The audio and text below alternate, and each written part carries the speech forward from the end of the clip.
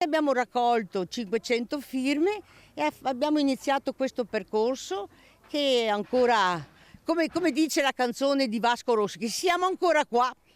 Già, siamo qua.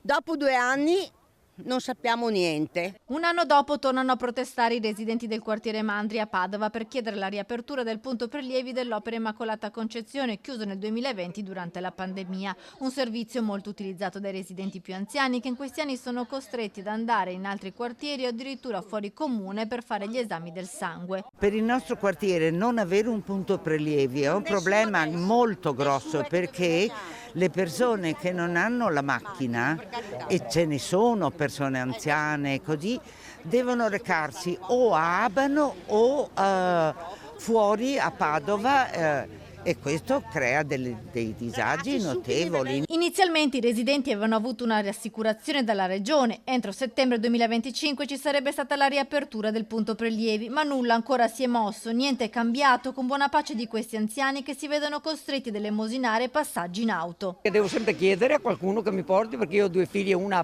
in Toscana e una in Liguria. Sicché qua sono da sola, non ho nipote, non ho nessuno.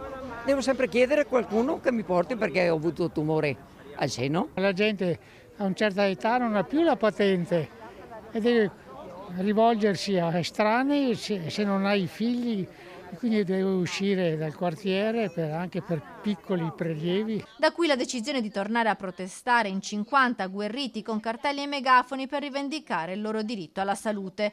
Dalla regione si attende una risposta entro fine mandato il prossimo novembre. A chiederlo anche la consigliera regionale del Partito Democratico, Vanessa Camani, che in questi anni ha più volte interrogato l'assessore alla sanità chiedendo la riapertura del punto prelievi della Mandria. È la dimostrazione, questo fatto, della distanza che esiste tra i bisogni dei cittadini e la capacità, la velocità, l'efficienza con cui la regione dà delle risposte. Ogni volta prorogano e posticipano di 1 mese l'apertura, promesse continue che non vengono mai mantenute. E noi siamo di nuovo qua in piazza perché la lentezza della regione non può cancellare un bisogno sanitario che in questo quartiere è molto presente